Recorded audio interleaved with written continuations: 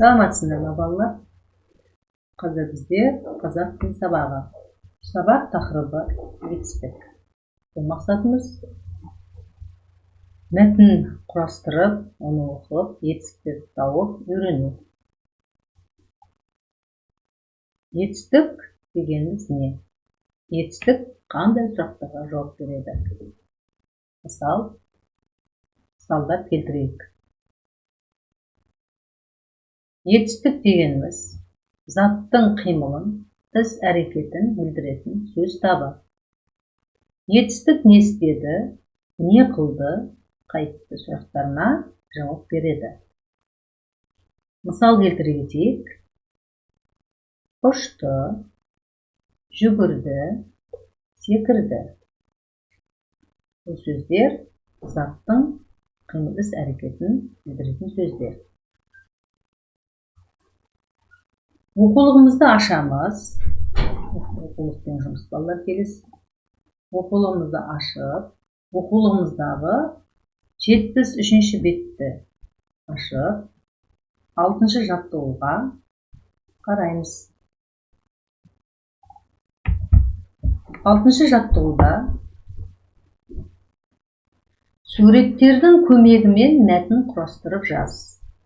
Мәтінді көңілді көктем, табиғатты ұйқысынан оятты сөзінен баста. Демек, мына суреттердің көмегімен осы суреттерді қатыстыра отырып, көңілді көктем, табиғатты ұйқысынан оятты тақырыбында қысқаша мәтін құрастырып жазамыз. Көктемде табиғат қандай өзгерістерде болады? Жетістіктердің астынсыз. Мәтін құрап болғаннан кейін жетістіктерді тауып, осы мәтіндегі жетістіктерді тауып, астын сызамыз. Жетістіктің астын қандай сызықпен сызатын едік? Екі түрлі сызықпен сызамыз. Келесі балалар 7-ші тапсырмамыз. Жаттығуымыз берілген заттардың бәріне ортақ жетістік тап. Мұнда беріп тұр: балық, кеме, үйрек. Бұл жерде осыларға ортақ ісін табамыз. Балық, кеме, үйрек не істейді?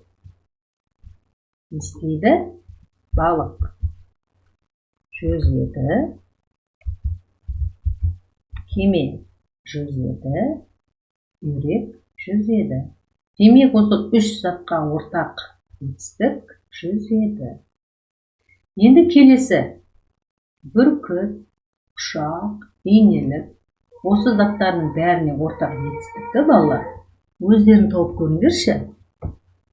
Өздерін табасыңдар. Дәптеріңізді ашып, дәптеріңізге күндігін жазып, осыны табамыз. Келесі тапсырма: сөйлемді жетістікпен толықтыр. Бұл жерде біз толықтырып жазамыз. Жетістіктерге сұрақ қой, астын сыз. Бұл жерде қараймыз жақсылап балалар. Мысалы, біріншіден көрсеткен есімдері: көктем не істеді? Көктем келді. Көктем келді. Енді қараңдар балалар. Бұл жерде қараймыз. Көктем не істеді? Көктем келді. Келді неше сөз? Бір ғана сөз. Бір ғана жетістік. Демек, бұны біз айтамыз дара жетістік. Келесіде өздерін күн не істеді? Жазасыңдар. Құстар жылы жақтан ұра бастады. Бұнда қараймыз баламызға, қараймыз. 2 сөз жазуымыз керек. Демек, біз 2 сөзден құралған жетістік не дейміз? Күрделі жетістік. Келесі жер. Бұнда қандай жетістік жазамыз? Дара жетістік жазамыз. Адамдар да жеңіл киім. Қараймыз, мұнда 2 сөз, демек күрделі жетістік жазамыз. Орындаймыз. Дара естік деген балалар. Бір сөзден, бір ғана сөзден құралған етістікті біз дара етістік дейміз. Ал екі немесе одан да көп етістіктен құралған, сөздерден құралған етістікті біз күрделі етістік дейміз.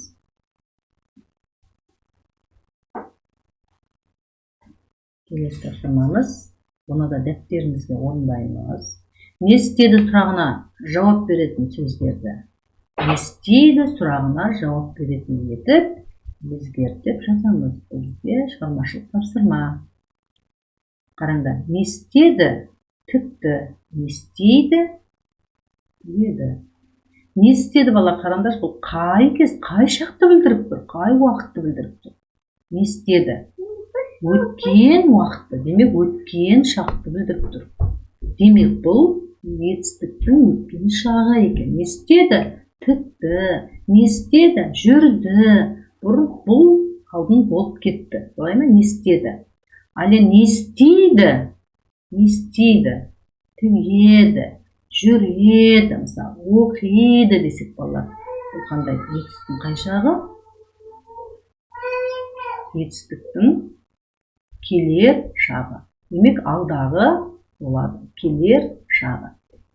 Не істейді? Тігеді. Енді сендер бұған түсінген болсақ, көрді, боздады, баптады, емдеді, ойнады, жазды сөздерінен сендер бірінші не істеді? Бірінші қойып көреміз. Не істеді? Мұнда мысалы көрді. Көрді. Не істейді? Не істейді? Я көреді. Ал енді балалар келгенін, қалғанын көздерін орындалған тапсырманы сайтқа жүктеп жібереміз. Назарларыңызға рахмет. Қош сау болыңыздар.